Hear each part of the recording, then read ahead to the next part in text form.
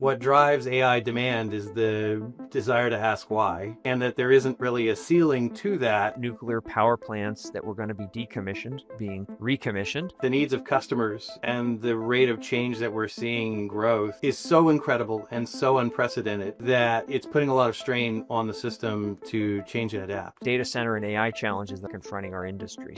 I think we're really just at the cusp of a massive transformation. And the thing that it's getting paired with now that's really driving growth is agentic AI. I think one of the challenges is, hello, and welcome to this episode of the What and Why podcast.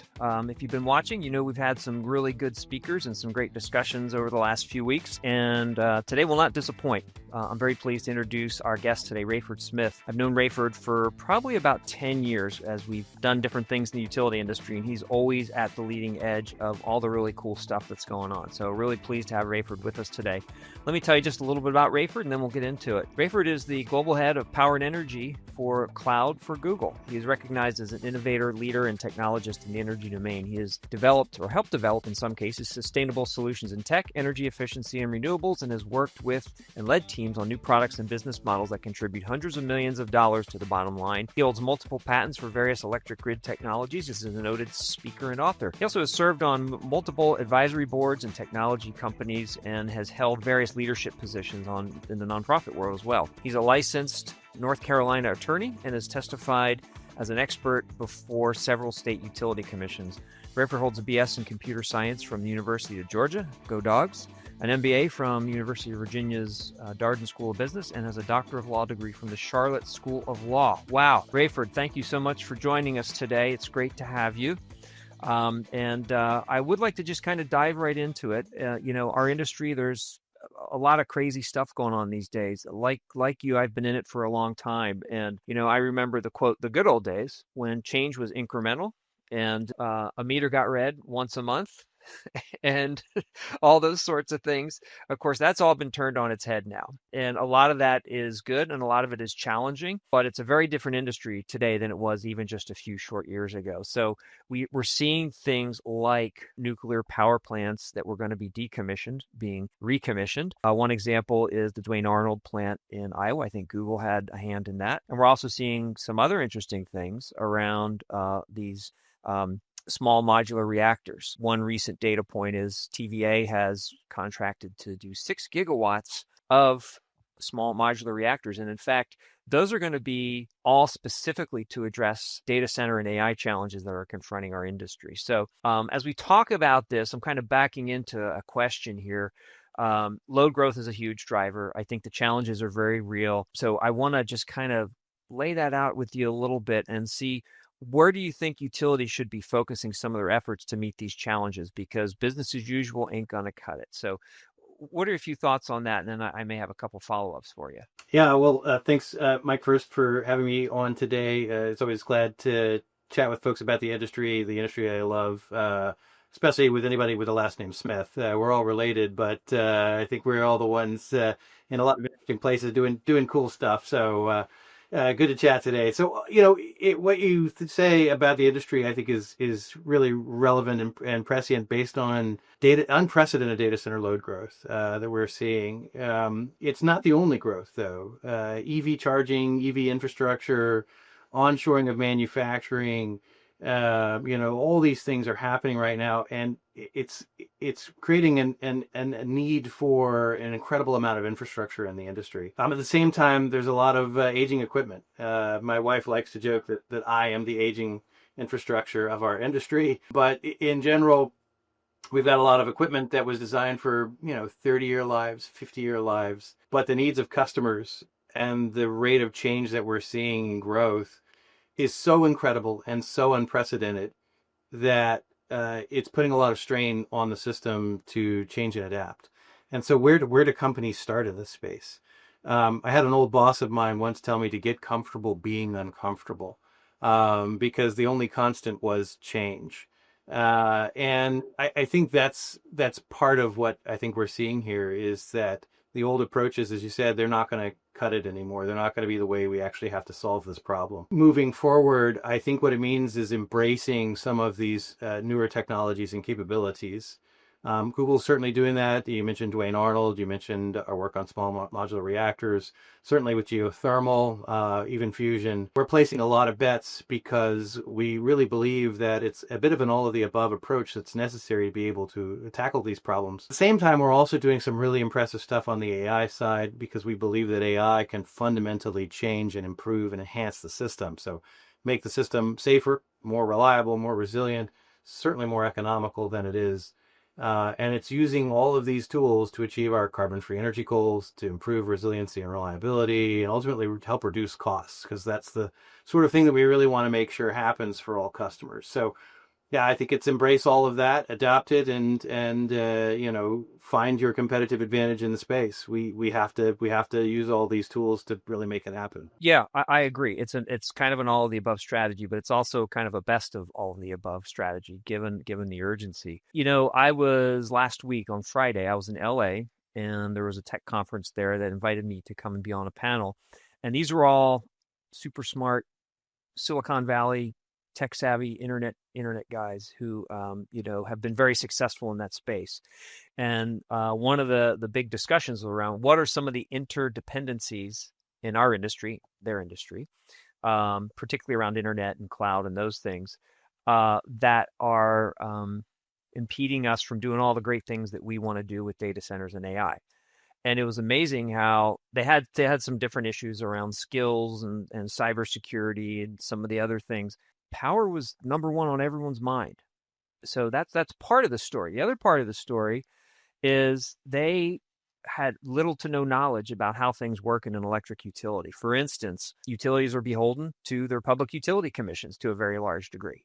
That was a big light that turned on. How the utility functions in terms of controlling load, managing load, shaping the load curve, just some pretty basic stuff. So I think that's one side of the coin.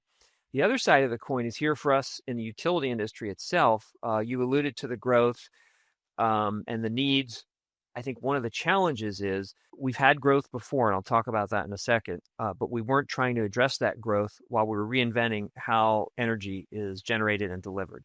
I think that adds a whole nother layer to the challenge. And actually, I think that's why you're seeing the nuclear renaissance that is happening before our very eyes. There's also Palisades in Michigan, and out here, I'm in Northern California, out here with Diablo Canyon being extended for 5 years. So when I've talked about this with folks, an example I call on quite often is I've spoken with a guy who's director for electric transportation for a very large investor-owned utility, and I was talking about some of these concerns about electrification and the things that we're talking about today. And he said, "Well, we've done this before." And I said, "Really?" He said, "Yeah, air conditioning in the 60s and 70s." And I said, "Okay, yeah, true, but you weren't trying to reinvent the whole thing while you were managing this growth." So that's a very long-winded way of me saying, how do we engage with the biggest driver of growth, that is the tech industry, in ways that will benefit both tech and helping them meet their goals. And by the way, we're all dependent on it, while still enabling the utility to execute on their core mission, which of course is the reliable, affordable, and safe delivery of energy. So what are some ideas around what that dynamic and that partnership might look like? Yeah, you raise a good point. When air conditioning was kind of the big thing, and utilities were all out building a lot of generation and infrastructure to support it. The thing that really was the rate limiting step to that growth was the amount of conditioned space that was out there, right? You just only have so much building area that you need to ultimately have air conditioning for. When you think about AI, which is the primary driver of data centers and therefore the growth that we're experiencing from the tech industry, like what's the equivalency like for conditioned space? And it's really human imagination. And anybody who's ever either been a 5-year-old or talked to a 5-year-old knows that the capacity for humans to ask why is almost unlimited. And I think that's one of the challenges and opportunities that we see here, is that if what drives AI demand is the desire to ask why, and that there isn't really a ceiling to that, how do we temper that so that we're not building ad infinitum? How do we do that so that we don't make the grid less reliable or resilient for customers? How do we do it so things are affordable for everyone? I think our strategy is really twofold. One is really around the investments that we were talking about just a moment ago, right? We really think that there isn't like one technology or fuel or capability that really solves all problems. And therefore, we're going to place a lot of bets and see what we can commercialize and get to scale and really help build out, not just for ourselves, but build out for everybody. The other one is AI itself. So the thing that's driving the growth is also the answer to it. And I think we see some really interesting things that we can do with it. And just a moment for as a sidebar on why that's so different. AI is different than the traditional analytics that we've built. Analytics used to be, back when I was a computer scientist and learned how to do these things, it's very rule driven, like if this, then that. Where we are with AI, especially generative AI, which is what really kicked this off. Generative AI has the ability to create new content. And that was itself a breakthrough, a multimodal breakthrough, in that it can generate all sorts of content that's valuable. The thing that it's getting paired with now that's really driving growth is agentic AI. And what that means is logical entities that can reason to solve problems. So they're not limited to strict rules like if this, then that. They can actually try and figure things out. And they can reason not just independently, but they can also reason with other agentic AIs. And they have memory, meaning that they learn over time. And so if you give them an experience, they will learn from that experience and whether it worked or didn't work. This means that we can now create capabilities that, frankly, we really couldn't do or were extremely difficult to do in times past. And we can stand them up relatively quickly. This means that we can impact planning. We can impact operations. We can make operations safer, lower costs. We can make them more reliable and resilient because the agents themselves are partnering with the humans that are working on these problems to effectively solve them in new and innovative ways and solve them faster than before. And then layer on what's coming with quantum computing. I think we're really just at the cusp of a massive transformation in terms of what analytics and technology is going to be able to do to help the energy industry become safer, more reliable, more resilient, more economical for everybody. Yeah, I do agree. AI is not only a driver to the problem, but is also part of the solution. I want to go back to something you said about how tech entities, hyperscalers, et cetera, how they're trying to address these challenges. And I have a couple of thoughts on this. The first one is what we in the industry might call behind the meter, right? So on-site generation is another way to look at that, where they say, you know what, we got to do this fast. We know how we can do it quickly. We're going to build a 500 megawatt natural gas plant on site, or whatever that looks like. By the way, I don't know if you saw that XL Energy is extending the life of a 750 megawatt coal plant, and that's an environmentally aware Colorado. So boy, the times have changed, to say the least, just in months, not even years.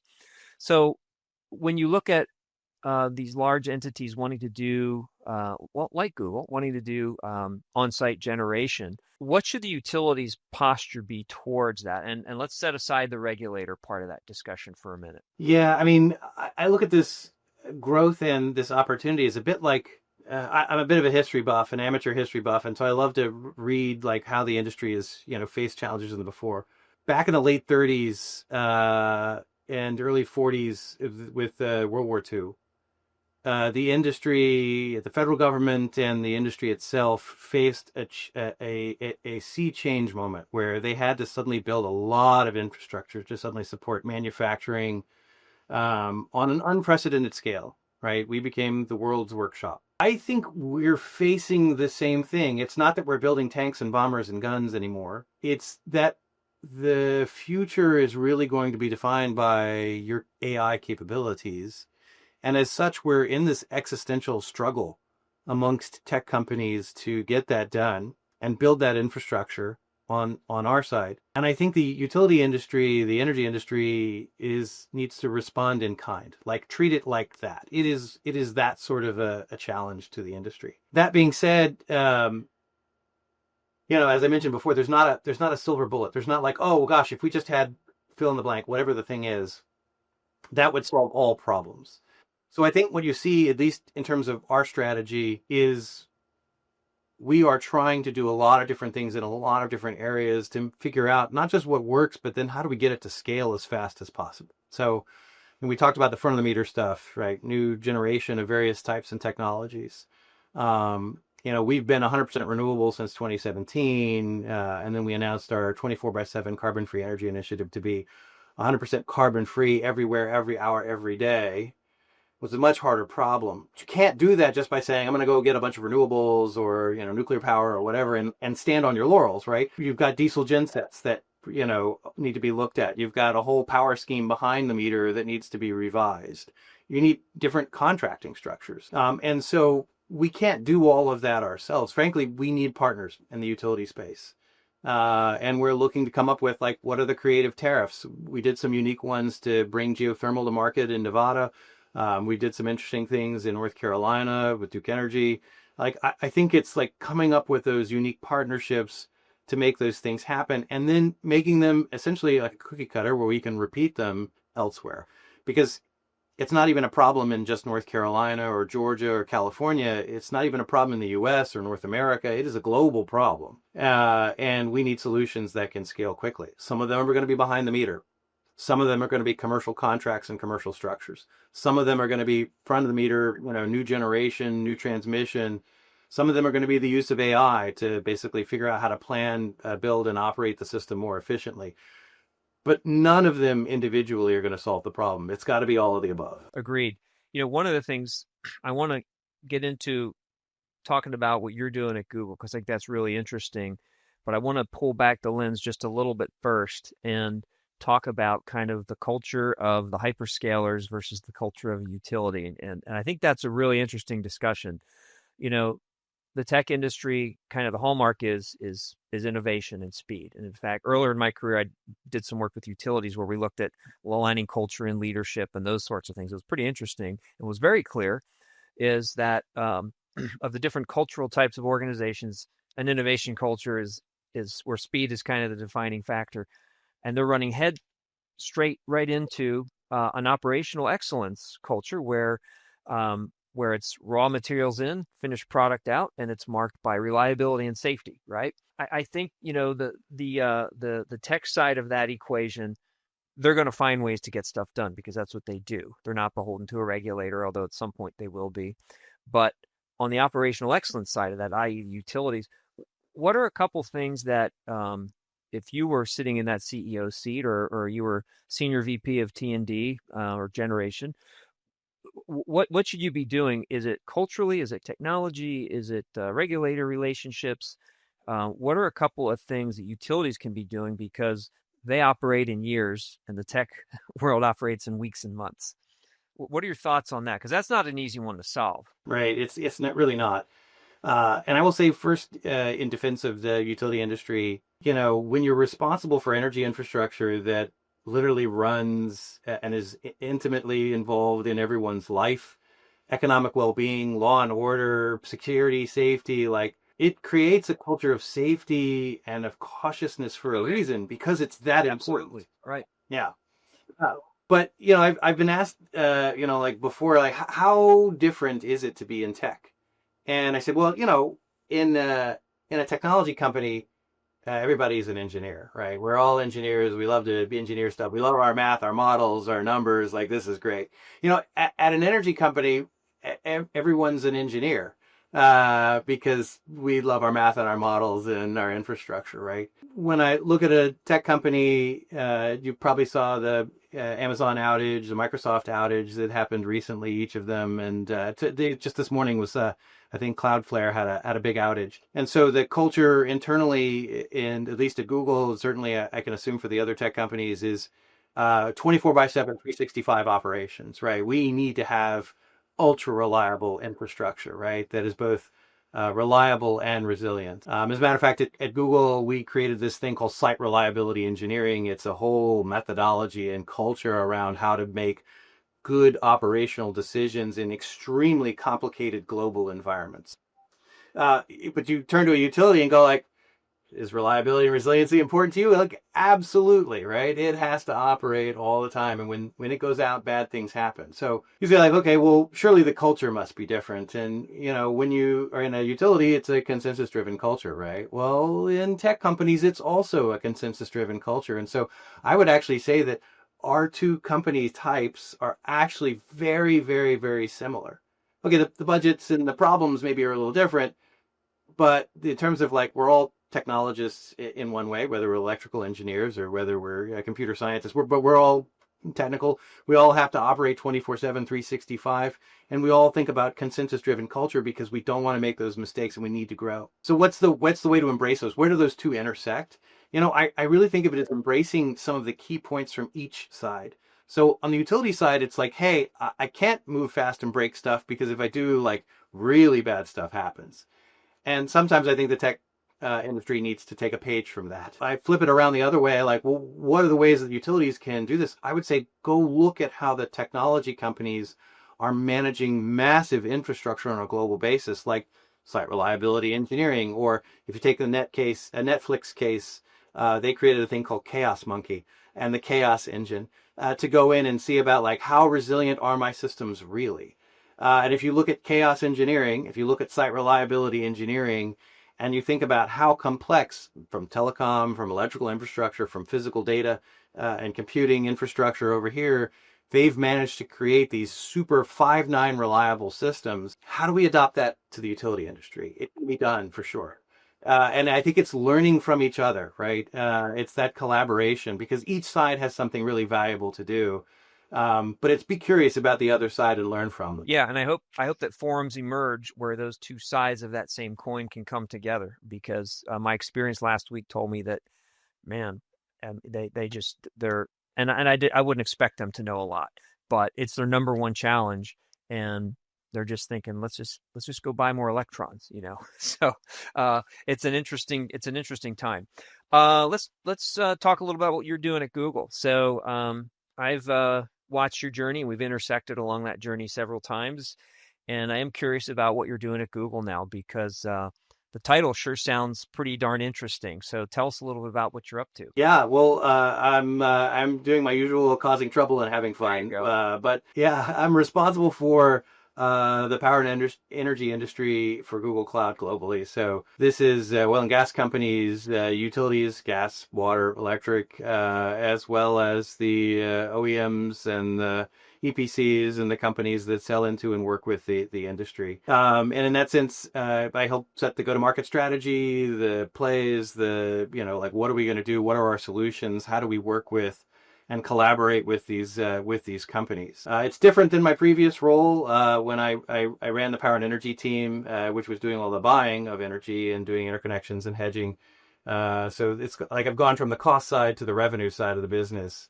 But once again, power and energy remains a fascinating area that so much exciting stuff is happening on that I'm glad I can kind of like flip from one side to the other and get to do this.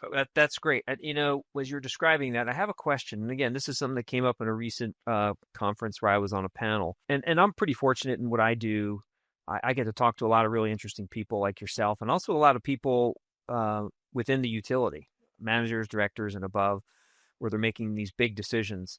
When we talk about cloud, and we've seen it evolve, I think you can agree over the last 8 to 10 years, where 8 to 10 years ago, I'm not putting anything in the cloud. I'm a utility. I'm very risk averse, and I have good reason. And now we're seeing not only do they want to do it, they have to do it in some cases. For instance, smart meter data, where they have to manage all that in a cost effective and something that works. However, control systems, SCADA systems, where are you seeing that land? Because you may have some better examples of this than I do, but I have not really seen someone saying, yeah, let's put our SCADA system in the cloud. That's almost full stop, end of discussion. But are you seeing kind of a movement towards that? And I think we can look to other verticals where they're putting these critical systems in the cloud and doing just fine. But what are you seeing on the control system side of that? Yeah, well, I think the whole evolution about putting things in the cloud has been an interesting one. It's a bit like it's the same argument over and over again, which is like, well, it's more secure because I can see it and it's mine and it's right here next to my building, right? But that's really not true. When you think about like how hard would it be to take down a Google database that replicates near instantly across the globe at 29 different data centers, right? That's almost impossible to do. And so when you think about like if resiliency and reliability is important to you, being in the cloud is almost a the basic prerequisite to that. Second, when it comes to control systems, maybe this won't surprise you, but when you think about the power plane that Google manages, we have at every one of our data centers, we have backup generation, battery storage, and a power distribution that is a plane that is incredibly complex. Uh, we manage our SCADA system in the cloud. It is in the cloud. Our control system is in the cloud. Everything we do is in the, I mean, we're a cloud company. That's what we do. But our technology was built native for that. And what you find is that, yeah, sure, you can't just like make it open to everybody. You have to have security protocols. That's why, for example, Google invented a zero trust environment, and why we are leaders in the OT security space is because we recognize these sorts of challenges. That being said, I view this as one of those moments where it's like, no, no, no, learn from the other industry. Because if we're managing a SCADA system which covers almost 30 data centers all over the globe and literally is running equally massive size fleets of generation and distribution, and like, we clearly have solutions and capabilities that could be utilized and thought through for utilities. Is it exactly what they do today? Well, we still use the same IEC protocols and we still follow the same standards that everybody else does. So yeah, it is. I think there's just an opportunity to learn from and grow from each other, but you've got to step back and go like, okay, let's be a technology agnostic. What's the most resilient way to do this? What's the most reliable way to do it? Well, first I need something that's easily replicable and is sturdy and that can withstand all that. Maybe it's an air gap solution. Google offers that. Yeah, maybe it's a solution that's just replicated in a lot of different places. Maybe it's I need a zero trust environment, but it's a whole lot of these different things that when you put them together, you can actually create an incredible infrastructure that is far stronger than what you've got today. Yeah, and I think we'll get there on the control system side, because I remember very early on, and that's like less than 10 years, the people on the customer side, as they were seeing their customer data explode with smart meters, right? Someone finally said, financial services, they do billions of transactions a day worth trillions of dollars, and they seem to be doing kind of okay. And I think that was one of those kind of mental leaps that was made, where the customer side of the utility is, they're all in on that. So we'll see what it looks like, but it's fun to talk about. Well, hey, and Mike, on that same point, just to continue the thought. So one of the things that we invented, Google Kubernetes, right? It's a container that you can put stuff in.